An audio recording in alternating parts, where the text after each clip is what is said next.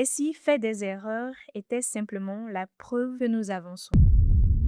Il n'y a que ceux qui sont en action qui peuvent commettre des erreurs. J'insiste encore là-dessus que les erreurs font partie inhérente. On peut aussi s'inspirer des autres pour anticiper, pour ne pas commettre un certain nombre d'erreurs. Mais généralement, les erreurs nous permettent de mûrir. Les erreurs nous permettent de grandir.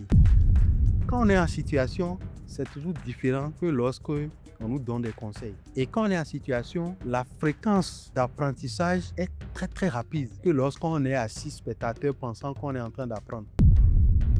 Il vaut mieux que les gens se moquent de vous, que vous persévérez et vous arrivez à atteindre votre objectif et que cela devienne vos supporters, vos spectateurs.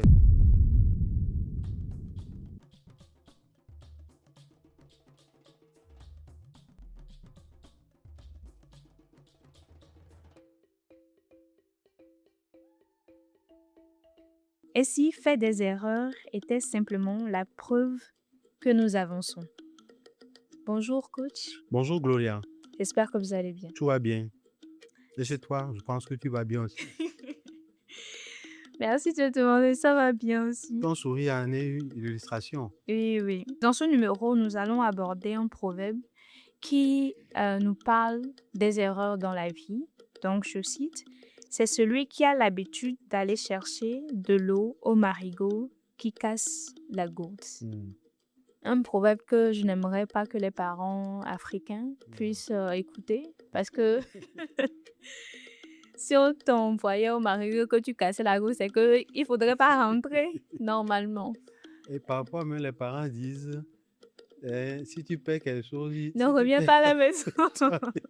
toi-même, reste là-bas, ne reviens pas ici. Exactement.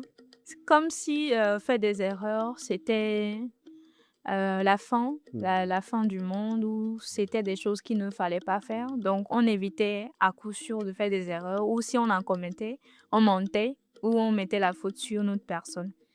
Nous allons dans un premier temps illustrer ce proverbe dans sa compréhension de la manière la plus basique. Si tu veux bien nous accorder ta compréhension de ça. Oui, c'est un projet qui m'intéresse assez bien parce qu'en termes d'imagerie, je suis en train de voir des jeunes filles, des jeunes garçons ou des parents aussi en train d'aller au marigot avec des jarres sur la tête pour Oui, aller chercher de l'eau. Et c'est une des scènes, on dit une scène ou bien une scène. oui, non. Je te donne du travail. Donc, c'est une des scènes que j'aime bien et que parfois aussi beaucoup utilisent pour illustrer la vie au village. On voit même des clips vidéo, on voit les gens aller au marigot avec des Oui, jarres. déjà, oui. Donc, c'est une des scènes qui caractérise quand même le village en Afrique. Et donc, oui, c'est normal que celui qui va chercher de l'eau au marigot ou au fleuve ou à la rivière, à un moment donné, euh, puisse casser la jarre en sachant que la jarre est faite en terre cuite. Oui. C'est de la poterie, c'est de l'argile. Donc, lorsqu'une jarre tombe, c'est de l'argile. Donc, ça se comprend qu'elle soit cassée. À la différence que, effectivement, lorsqu'elle tombe et qu'elle se casse, on ne peut pas la ramasser. Voilà. Donc, c'est une image que j'aime bien. Même si aujourd'hui, de plus en plus, c'est avec les bidons d'eau, les bidons de 25 litres que les gens vont chercher de l'eau hein, au marigot, au village. En tout cas, pour les villages qui n'ont pas encore de points d'eau, des fontaines d'eau aujourd'hui. Oui, oui.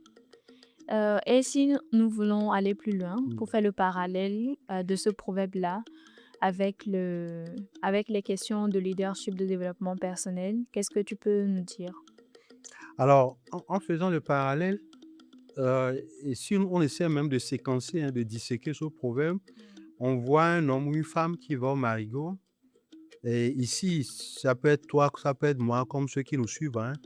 Ça peut être aussi un parent, ça peut être aussi un entrepreneur, un manager, un dirigeant. Et qui est en action et qui va chercher de l'eau. Et l'agent ici est comme un outil de travail. Est un outil de travail par lequel on peut produire un résultat. Oui.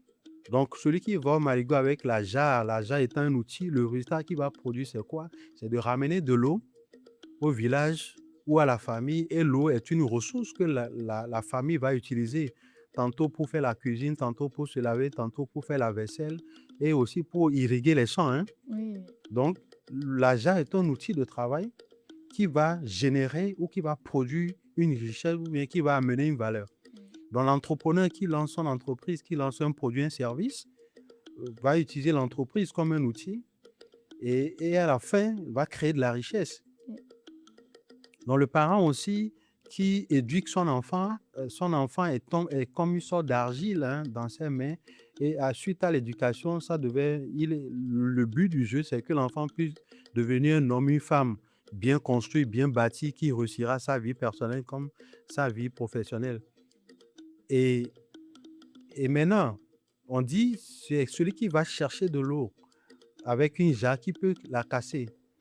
Et dans cet élan, quand l'entrepreneur crée une entreprise, lance un produit, un service, quand le parent a mis un enfant au monde, etc., à la fin, il peut y avoir des erreurs, il peut y avoir des échecs.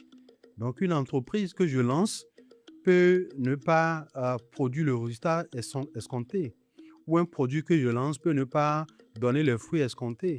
On peut avoir un enfant et puis on l'éduque d'une certaine façon, mais après l'éducation, l'enfant aussi, ça peut rater comme ça peut marcher. Donc, in fine, il n'y a que ceux qui sont en action qui peuvent commettre des erreurs. Ça veut dire que celui qui est assis tranquillement devant sa case ou dans la cour de sa concession ou du village n'a pas d'erreur à commettre puisqu'il est dans une position passive. Il n'est pas en action. Donc, celui qui ne lance pas d'entreprise, il n'a pas d'erreur à commettre. Donc, in fine, ce ne sont que ceux qui sont en action qui peuvent commettre des erreurs. Et l'erreur est inhérente ici parce que celui qui va à la rivière, c'est lui qui peut casser sa jarre. Et comment transformer? Parce que la vraie question au-delà de ça même, c'est si on commet des erreurs, les erreurs, ça peut être irréversible parce que comme la jarre, c'est cassé, on ne peut plus en faire à partir de ça, on doit refaire une autre jarre carrément. Donc, c'est comme des expériences que tu as décrites avec les entrepreneurs, commettre les erreurs. Finalement, qu'est-ce qu'on en tire? Parce que celui qui ne fait pas des erreurs se dit être à l'abri de toutes ces souffrances-là et lui peut se dire, OK, moi, je vais juste avoir quelques conseils, marcher Sur les sur, traces des autres. exactement sur les traces des gens et m'épargner en fait de toute difficulté que les erreurs peuvent engendrer. Alors, est-ce qu'il faut, si je commence là où tu as chuté, est-ce qu'il faut s'inspirer des erreurs des autres? Absolument. On n'a pas à recréer la roue, Oui. ou les roues, si tu veux. Et comme le disait un auteur, toutes les erreurs ont été déjà commises, on n'a pas besoin de les reprendre. Il y a certaines erreurs, on n'a pas besoin de les reprendre. Il y a des erreurs que des parents ont fait, Oui. on n'a pas besoin de reprendre ça. On s'inspire des parents, des erreurs des parents pour ne plus commettre un certain nombre d'erreurs. Il y a des entrepreneurs qui étaient là avant, qui avaient lancé des entreprises, il y a des entreprises qui ont lancé des projets, des produits, des services, etc. Ça a marché, d'autres n'ont pas marché. Donc, les erreurs qu'ils ont commises, on peut aussi s'inspirer de ça pour ne pas en commettre. Oui. Mais on n'est pas pour autant à l'abri. Parce que l'erreur est inhérente à la vie de façon générale. On ne peut pas ne pas commettre des erreurs. C'est ceux qui pensent qu'on peut échapper aux erreurs qui sont surpris quand ils en commettent. Mais non, même si je m'inspire de quelqu'un, ça peut me permettre de m'épargner certaines erreurs, mais pas la totalité. Parce que si tu lances un projet et que après moult d'erreurs, aujourd'hui, tu es en pleine croissance, que je vais lancer le même projet dans le même environnement, dans un autre environnement, l'angle sous lequel tu as lancé ton projet, ou la philosophie qui sous-tendait ton projet, ou le couloir dans lequel tu as lancé ton projet, n'est pas forcément le même couloir dans lequel je vais lancer mon projet. Même si c'est un projet de la même nature. Chaque projet a une personnalité. Et encore, si tu veux, la personnalité du porteur de projet joue même sur le projet. Donc, En m'inspirant de telles erreurs, je peux m'épargner certaines erreurs. Mais puisque mon projet a sa spécificité et son unicité, il y a de fortes chances que je commette certaines erreurs à cause de ces particularités que mon projet a. Donc, si je suis surpris des erreurs que je commets parce que je ne m'y attendais pas, en me disant que je me suis inspiré de telles erreurs, c'est plutôt moi qui suis en erreur. Donc, oui, on peut s'inspirer des erreurs des autres, mais comprendre que l'erreur est inhérente à tout projet, à toute activité, à toute œuvre humaine. Ne pas comprendre ça, c'est se voiler la face, c'est se leurrer. Oui.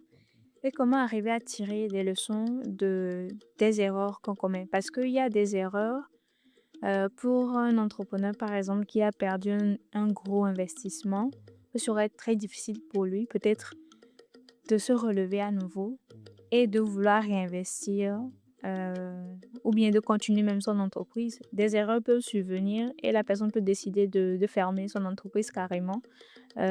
Donc en fait, face à ce type d'erreur-là, comment d'abord les transformer en levier ou en apprentissage pour, les prochaines expériences? Et face à des erreurs vraiment qui nous tétanisent, comment, arriver à développer la force interne pour pouvoir surmonter cela? Alors, ce qu'il faut déjà dire, c'est que, et je pense que tu as eu à le rappeler dans des vidéos précédentes, Mmh. lorsque nous émettons ou nous disons certaines choses, nous ne les banalisons pas. L'erreur n'a pas à être banalisée parce qu'il y a des erreurs qui peuvent coûter très cher. Il y a des erreurs qui euh, peuvent engendrer des handicaps, hein. Ça peut être sur le plan physique, comme ça peut être sur le plan mental et moral. On peut être traumatisé par certaines erreurs. C'est ça. Et le traumatisme fait qu'on garde des séquelles. Il y a des erreurs aussi qui peuvent coûter un investissement. Oui. Si je mets 100 millions, 500 millions ou 1 milliard dans un business et qu'après ça ne marche pas, c'est pas banalisé.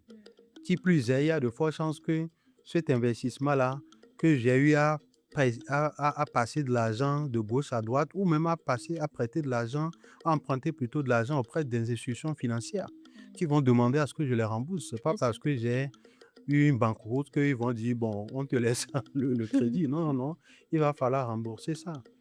Il y a des erreurs même qui peuvent même coûter la vie. Oui. Voilà. Et il y a des erreurs aussi qui sont irréversibles. Donc, ce n'est pas du tout à banaliser. Et au même moment, j'insiste encore là-dessus que les erreurs font partie inhérente. Oui. On peut aussi s'inspirer des autres pour anticiper, pour ne pas commettre un certain nombre d'erreurs. Mais in fine, il y a que, bon, pas qu'il y a que, mais généralement, les erreurs nous permettent de mûrir. Les erreurs nous permettent de grandir. Sans erreur, sans expérience, il y a des niveaux de maturité auxquels on ne peut pas arriver. Et aujourd'hui, si certains, si toi et moi ou ceux qui nous suivent ont le discernement par rapport à certaines situations, c'est justement parce qu'on est passé par des erreurs. Oui. Donc, une des choses qu'il faut faire qui permet de pouvoir rebondir, c'est déjà accepter que ça fait partie du jeu. C'est-à-dire que si tu n'acceptes pas les règles d'un jeu et que tu le joues, tu es étonné qu'on te siffle. Tu es étonné que l'arbitre siffle. Pourquoi est-ce que parfois des joueurs sur un terrain contestent la décision des arbitres? Parce qu'ils estiment qu'ils ne sont pas en erreur. Oui. Ils estiment qu'ils n'ont pas commis de faute. Or, la présence de l'arbitre, c'est que lui, son rôle, c'est de pouvoir être à l'affût de tout ce qu'il y a comme erreur. Donc, c'est vrai qu'il court sur le terrain, mais il ne joue pas. Donc, étant externe au jeu, lui, il a une vision plus globale du jeu. Donc, par conséquent, il peut voir des erreurs que les joueurs commettent sans qu'eux-mêmes ne soient conscients qu'ils ont commis ces erreurs. Et donc, quand tu joues un jeu, il faut savoir, il faut connaître les règles du jeu. Donc, savoir que les erreurs font partie du jeu de la vie et les accepter fait que lorsqu'on en commet, même si sur le coup on a mal, on sait que ça fait partie du jeu, donc c'est plus facile de les accepter en ce moment. Donc, une des choses qui permet de rebondir, c'est d'accepter que les erreurs font partie du jeu.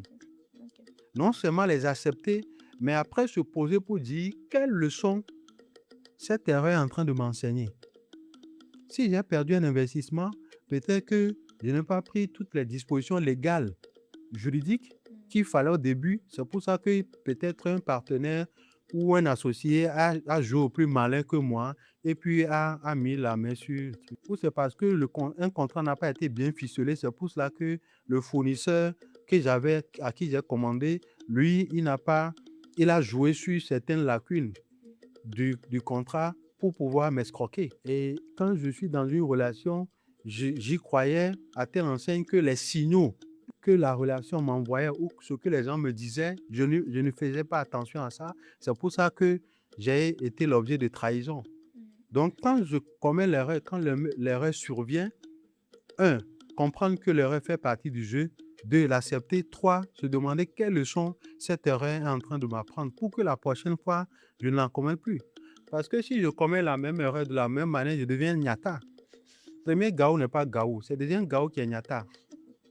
Donc, la première fois, quand j'en commets, je suis un Gao. Bon, c'est pas grave, je ne savais pas.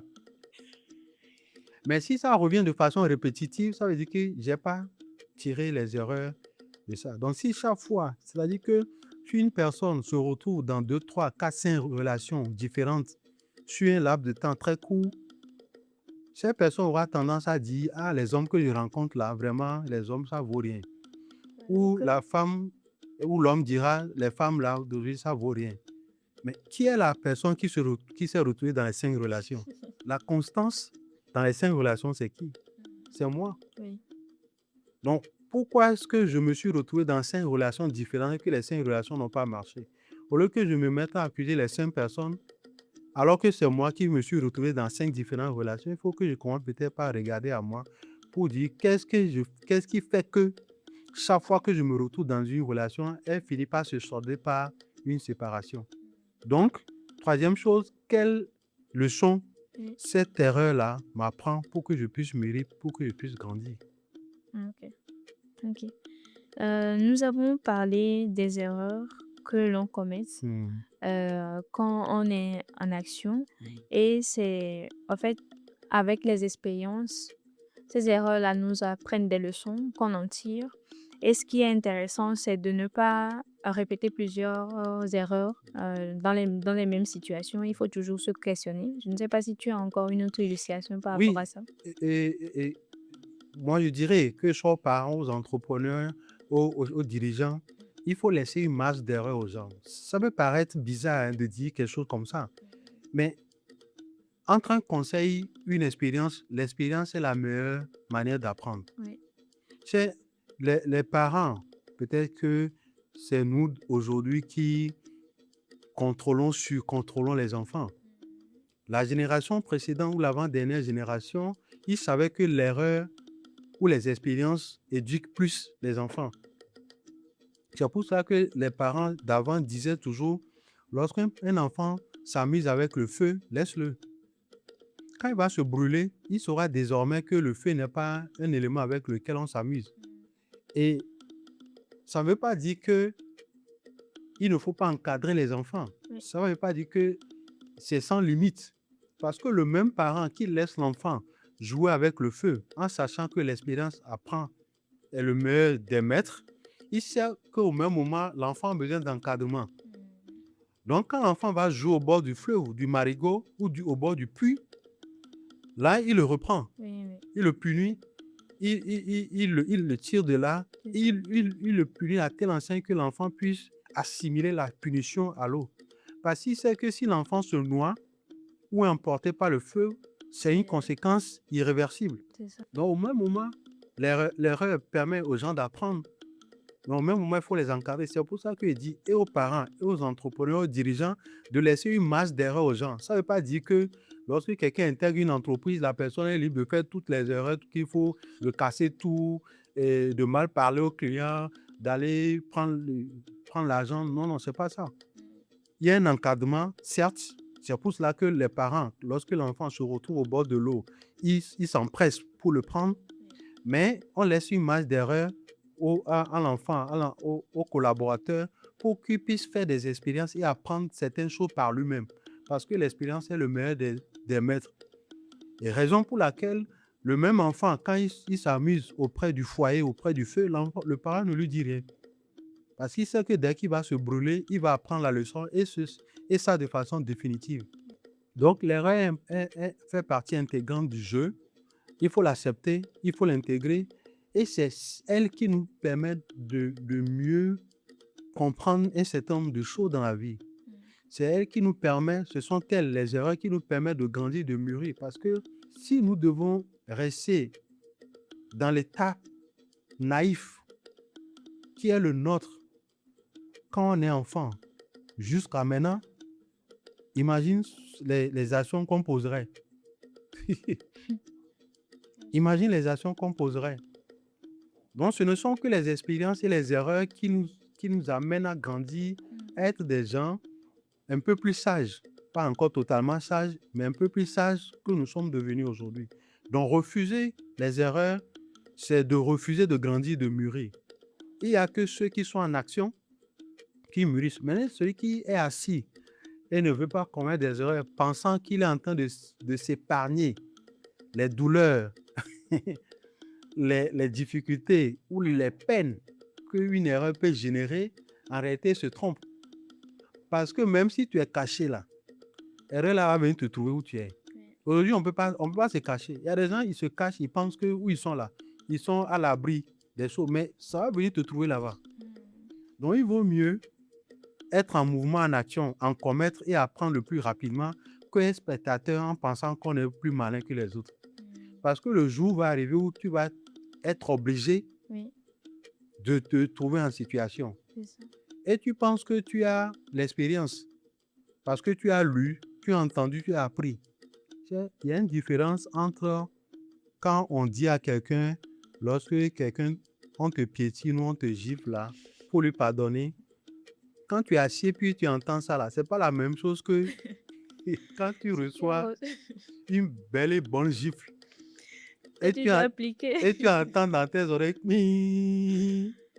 ou bien tu as un bleu au niveau des yeux ou de ton nez, toute ta bouche coule là, du sang, pas la même chose. Quand on est en situation, c'est toujours différent que lorsque on nous donne des conseils.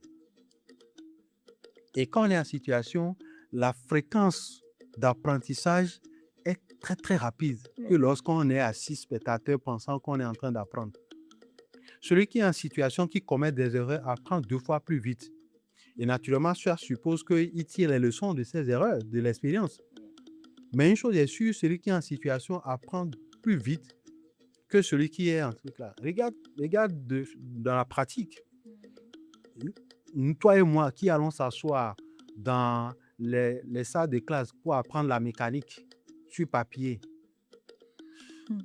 qui apprenons l'informatique sur papier, qui apprenons la menuiserie sur papier, et celui qui est dans l'atelier, la main dans le cambouis, qui est dans l'atelier avec les odeurs, tout ça là, en train d'apprendre, à la fin de la journée, qui est plus aguerri que son camarade? C'est celui qui est dans l'atelier. Il apprend mieux. Mais pendant qu'il apprend, tantôt il se blesse au doigt, tantôt il se blesse à l'orteil, tantôt il a une petite entaille, le sang coule, il faut mettre du sparadrap là-dessus. Mais tous ces petits bobos qu'il a là, c'est ça qui lui permet d'apprendre le plus rapidement possible et d'être aguerri. Mais quand toi et moi on finit le master, la licence, le BTS, on sort, on veut ouvrir garage. On va employer les techniciens. On va employer les techniciens. Oui, d'accord, je suis d'accord. Mais le truc dans la pratique, c'est que celui qui connaît mieux le job, c'est l'autre. Exactement. Maintenant, si lui, après qu'il a la pratique, il structure avec les notions, les principes, les théories, ce qu'il sait déjà faire dans la pratique, il a un package plus complet. Contrairement à celui qui sort maintenant, et c'est maintenant qu'il va commencer par se demander qu'est-ce qu'on appelle clé 10, clé 20, qu'est-ce qu'on appelle bureau, qu'est-ce qu'on appelle ceci, cela. Tu vois un peu. Donc, il y a franchement, à la fin de la journée, l'expérience est toujours le meilleur enseignant. Les erreurs, même si parfois elles sont très difficiles, ça produit beaucoup de peine, elles nous apprennent plus rapidement que lorsque nous sommes spectateurs et nous essayons de jouer au plus malin. Un point rapidement, Mhm. très, très rapidement.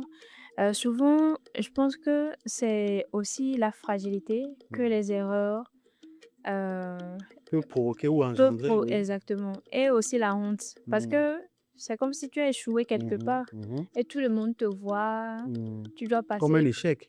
comme un échec, absolument. Oui, ça se comprend. Je comprends parfaitement ça. Au même moment, comme tu le sais, on dit toujours une petite honte vaut mieux qu'une grande honte. C'est-à-dire que il vaut mieux, en tout cas, je pense, hein, essayer et échouer à petite échelle et deux, trois personnes t'ont regardé pour dire, lui vient de glisser, il est tombé, que de jouer au plus malin, pensant qu'on est plus intelligent que tout le monde et d'esquiver les petits essais et finalement se retrouver devant une situation où il faut maintenant démontrer de l'expertise. Et c'est là où tu te casses la gueule, mais devant un plus grand public. Et comme je l'ai dit tantôt, c'est qu'il faut accepter les erreurs, accepter les règles du jeu, que ça fait partie du jeu. C'est-à-dire que tomber là, ça fait partie du jeu. Maintenant, si tu tombes et que les gens se moquent de toi, d'accord. On a déjà dit ici que la vie n'est pas juste, Et on n'aime pas mettre de coup. mais le truc, c'est que même ceux qui se moquent là, au fond, ils se moquent de leur propre ignorance. Parce qu'à la fin, là, comme je l'ai dit, même si tu es spectateur aujourd'hui, d'une manière ou d'une autre, chocolat, toi-même, tu vas mettre Quand les tout pieds va à arriver. l'étrier. Ton tout va arriver. Et le proverbe le dit si bien, on ne se moque pas, si tu es sur la rive, là, ne te moque pas de celui qui est en train de traverser la rivière. C'est vrai, il est ballotté dans les sens, dans tous les sens par les vagues. Hein. Il patauge, il ne fait pas de gestes, de jolis gestes de natation. C'est pas élégant. Professionnel. La manière dont il nage, c'est pas élégant, c'est pas joli à voir. Mais au moins, il est en train de patauger et c'est dans ce méli-mélo, tohu-bohu de gestes hein, qui sont pas jolis, qui finit par accéder à l'autre rivage. Toi, tu n'as pas encore commencé. Parce que de toutes les façons, là, toi-même, tu es obligé de traverser pour arriver là-bas. Maintenant, tu penses que tu as tiré des leçons de ce qu'il faisait là-bas et que quand toi, tu seras en situation, tu feras mieux. Donc, dans l'eau, on va voir.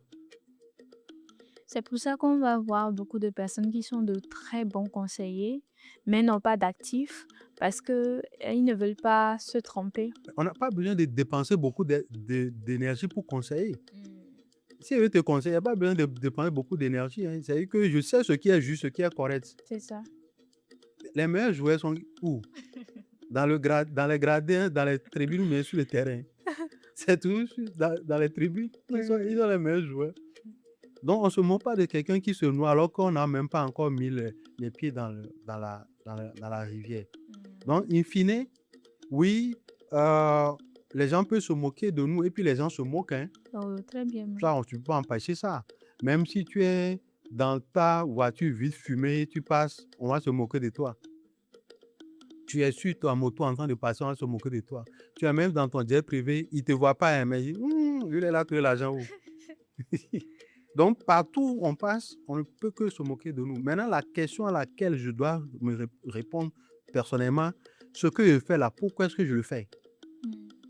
Est-ce que c'est pour les autres que je le fais ou bien c'est pour moi-même? Donc, quand je sais pourquoi je fais ce que je fais, c'est plus facile de supporter le regard des gens. Ceux qui ont des difficultés à supporter les ondes et le regard des gens, c'est ceux-là qui ont perdu de vue pourquoi est-ce qu'ils font ce qu'ils font ou qui n'ont même pas identifié au prime abord pourquoi est-ce qu'ils font ce qu'ils ont commencé par faire. Oui. Ou qui le font juste pour une acceptation externe. Pour bien paraître ou Pour bien pour se faire accepter ou pour un rang ou un statut social. Si effectivement tu le fais, tu fais quelque chose, tu lances un produit, une entreprise, tu te mets dans une relation pour un rang ou un statut social, c'est normal que quand les gens se moquent de toi, que ça te fait mal. Parce qu'ils se moquent en réalité de ton statut, de ton rang. Mais si tu ne le fais pas pour eux et qu'ils se moquent de toi, toi, tu sais pourquoi tu fais ton truc. Oui. Mais la bonne nouvelle, c'est que quand tu vas finir par arriver de l'autre côté de la rivière, là, eux me disent, ah, si nous-mêmes on avait commencé, nous aussi on serait On là-bas. était Hein. juste ici. Hein. Et ils vont maintenant te dire, comment tu as fait pour arriver là-bas? C'est ça. Et ils vont maintenant encore t'applaudir. Ils vont devenir des spectateurs, maintenant ils vont t'applaudir. Il vaut mieux que les gens se moquent de vous, que vous persévérez et vous arrivez à atteindre votre objectif et que cela devienne vos supporters, vos spectateurs, que de tenir compte de ce qu'ils disent et de vous faire bien voir par eux aujourd'hui, mais demain là, vous serez tous des miséreux. Mmh. C'est celui qui a l'habitude d'aller chercher de l'eau au marigot qui se casse la gorge. C'était notre proverbe. Est-ce que, avant de terminer, tu veux nous rappeler les 3 points que tu as, énumérés dans ce proverbe-là? Les erreurs font partie inhérente, hein, de la vie. Oui. Ensuite, il faut les accepter. Mmh. Et en 3, les erreurs, ce sont elles qui nous font grandir, qui nous font mûrir, qui nous font acquérir de la sagesse et qui font de nous les bonnes personnes que nous finissons par devenir. Et en bonus, c'est normal que les gens se moquent de vous quand vous êtes en erreur. Mais si vous arrivez à garder le cap, à savoir pourquoi est-ce que vous faites ce que vous faites, vous finirez par atteindre vos objectifs, par produire du résultat et les mêmes personnes deviendront vos supporters. Merci coach. Un plaisir. Si vous êtes, en train de faire quelque chose actuellement ou que vous commettez une erreur, sachez seulement que vous êtes en nation et avec les 3 points de coach et en plus du bonus, vous avez à apprendre de cette erreur-là et à pouvoir en tirer des leçons pour l'avenir. C'était un plaisir pour moi. Plaisir partagé. Si nos internautes ont une compréhension autre que ce que nous avons, discuté sur, ce proverbe, naturellement, ils peuvent le mettre dans les commentaires, de s'abonner également, d'aimer la page et on leur donne le rendez-vous pour la prochaine vidéo. Next time. Mmh. Et on leur dit merci de nous suivre à travers le chant du coq qui Merci. j'écouteront le lendemain de cet visionnage. Oui, merci beaucoup. Merci, à la prochaine. À la prochaine.